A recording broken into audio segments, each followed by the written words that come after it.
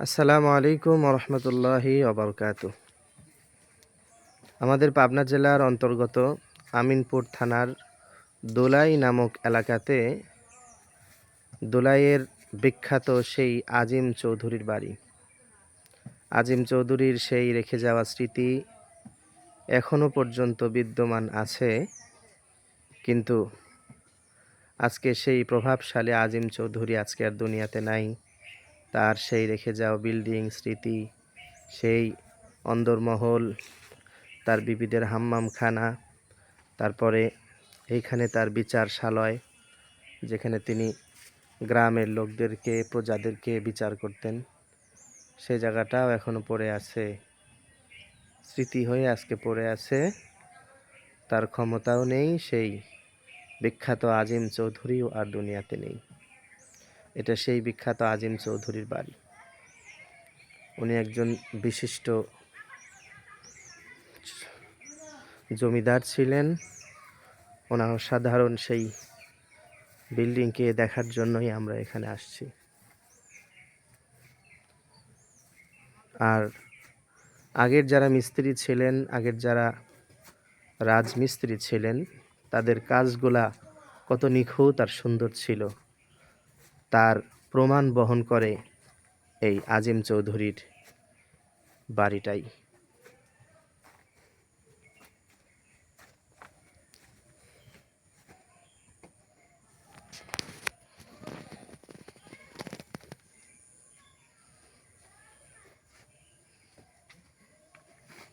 আপনাদের সকলকেই আমি ঘুরে ঘুরে দেখাচ্ছি আজিম চৌধুরীর সেই বিখ্যাত বাড়ি।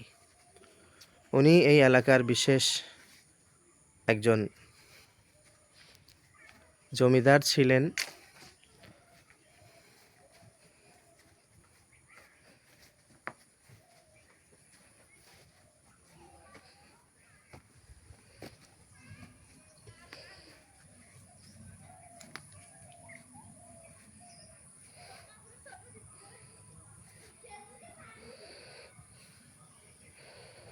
ওই যে দেখা যায় দূরে ওনার বাড়িতে ঢোকার সময় যে বিশেষ গেট ছিল, সেই গেটটা দূর থেকে আমি আপনাদেরকে দেখানোর চেষ্টা করছি। এটাই হলো সেই গেট। আর আশেপাশে যে জায়গাগুলো দেখতে পাচ্ছেন, এই সবই ওনার বাড়ির, তার জমিদার বাড়ির আঙ্গিনা।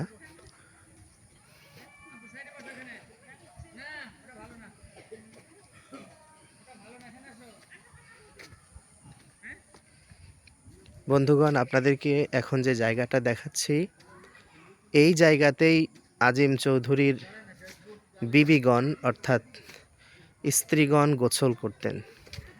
এটা সেই গোসলখানা। এটাকে জমিদারি ভাষায় বা ওই সময়ের প্রচলিত ভাষায় হাম্মামখানা বলা হইতো। এইখানে আজিম চৌধুরীর স্ত্রীগণ গোসল করতেন এবং কথিত আছে এই হাম্মামখানায় গোসল করবার সময় তাদের স্ত্রীদের উপরে অতর্কিত হামলা হয়েছিল।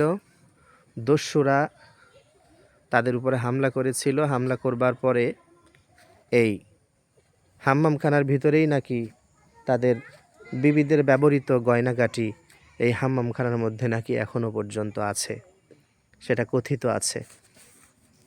তো যাই হোক, এটাই ছিল বিখ্যাত আজিম চৌধুরীর বিশাল বড় জমিদার বাড়ি। আমি আবারও বলি, দুনিয়ার এই বিশাল চাকচিক্যময় জীবন, জমিদারি সব কিছু একদিন বিলীন হয়ে যাবে, শেষ হয়ে যাবে, কিন্তু পৃথিবীর নিয়মকানুন নেজামাত আগের মতোই চলতে থাকবে, শুধু চলে যাব আমরা। এই জন্য সকলকে আল্লাহ তাআলার কাজ করবার জন্য, আখিরাতের কাজ করবার জন্য, নেক আমল বেশি করবার জন্য সকলকে উদারত আহ্বান জানিয়ে আজকের এই সংক্ষিপ্ত ভিডিও আমি এখানেই শেষ করছি। আসসালামু আলাইকুম ওয়া রাহমাতুল্লাহি ওয়া বারাকাতুহু।